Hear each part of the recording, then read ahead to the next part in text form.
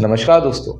अगर आपका भी इस्तेमाल मनी म्यूलिंग के लिए हुआ है, यानी आपके बैंक अकाउंट को किसी साइबर क्रिमिनल ने अपने फायदे के लिए यूज किया है, तो आपके लिए आगे भविष्य में बहुत बड़ी मुसीबत खड़ी हो सकती है। दोस्तों, आज इस वीडियो में हम डिस्कस करेंगे कि अगर हमारे बैंक अकाउंट का इस्तेमाल किसी गलत काम में किया गया है, अपने फायदे के लिए किया गया है, या फिर हमारे बैंक अकाउंट को रेंट पर इस्तेमाल किया गया है, रेंट पर लिया गया है, तो हमें अपने आप को बचाने के लिए क्या करना चाहिए, अपने अकाउंट को हमें कैसे अनफ्रीज कराना है और किस तरीके से हम पुलिस की कार्रवाई से बच सकते हैं या पुलिस हमें अरेस्ट नहीं करे, ऐसा हम कैसे कर सकते हैं। तो वीडियो बहुत ही इंटरेस्टिंग और इन्फॉर्मेटिव होने वाला है, इसे आप अंत तक जरूर देखिएगा। दोस्तों, मैं हूं एडवोकेट आयुष गर्ग और आप देख रहे हैं अपना YouTube channel online legal centre. दोस्तों, बैंक अकाउंट फ्रीज या साइबर क्राइम से रिलेटेड और इन्फॉर्मेटिव वीडियोस देखने के लिए आप हमारी प्लेलिस्ट पर भी विजिट कर सकते हैं।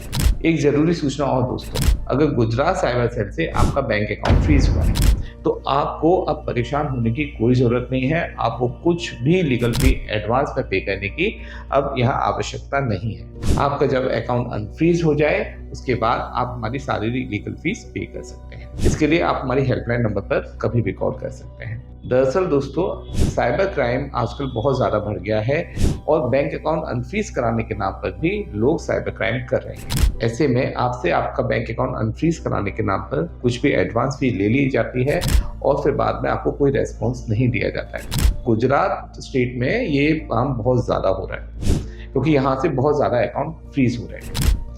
तो ध्यान रखिए, जब भी गुजरात से आपका बैंक अकाउंट फ्रीज होता है, आप हमसे संपर्क करें। कोई भी लीगल फी एडवांस में पे नहीं करें और अकाउंट अनफ्रीज होने के बाद अपनी लीगल फी पे करें।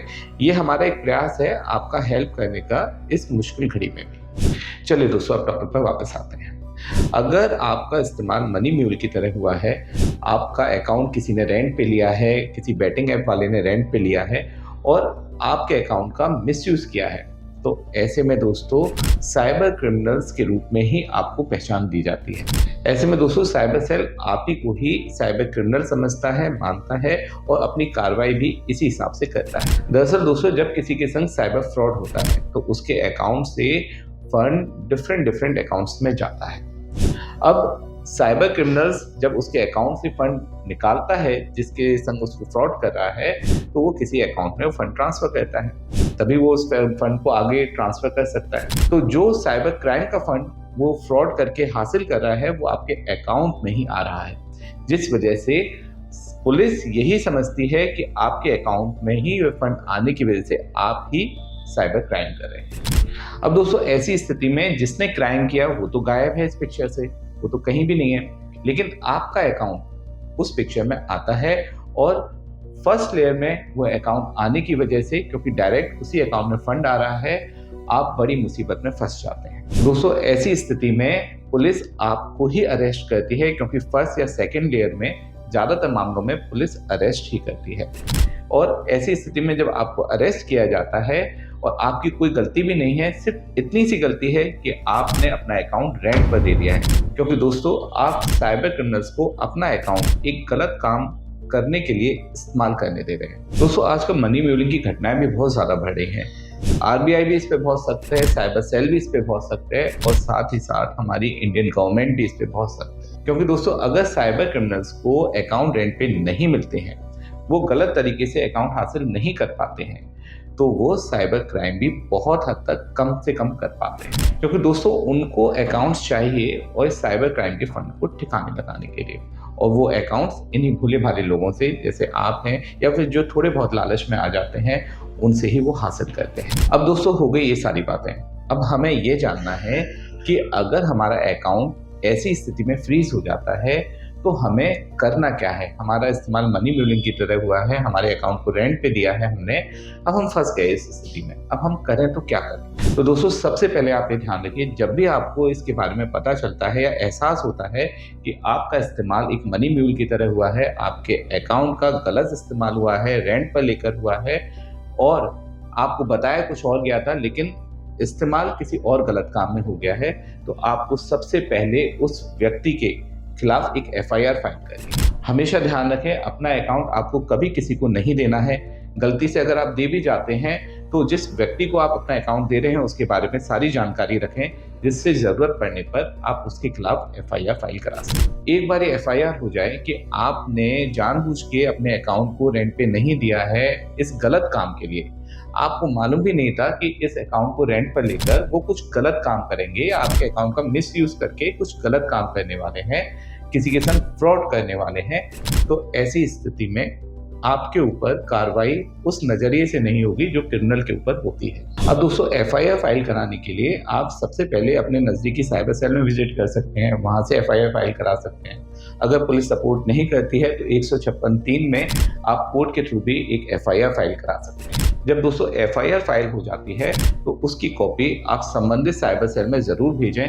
वहाँ पे विजिट भी कर सकते हैं, एक अच्छे एडवोकेट की हेल्प ले सकते हैं जो आपके फेवर में उस साइबर सेल में विजिट करके उस एफआईआर की कॉपी वहाँ पे दें। पुलिस वालों को सब कुछ बताएं कि आपके संग भी किस तरीके से साइबर क्राइम हुआ है और आपके बैंक अकाउंट का इस्तेमाल गलत तरीके से किया गया है, जहाँ पे आपकी कोई भी रजामंदी नहीं थी, आपका इस्तेमाल किया गया है, आप कोई साइबर क्रिमिनल्स नहीं।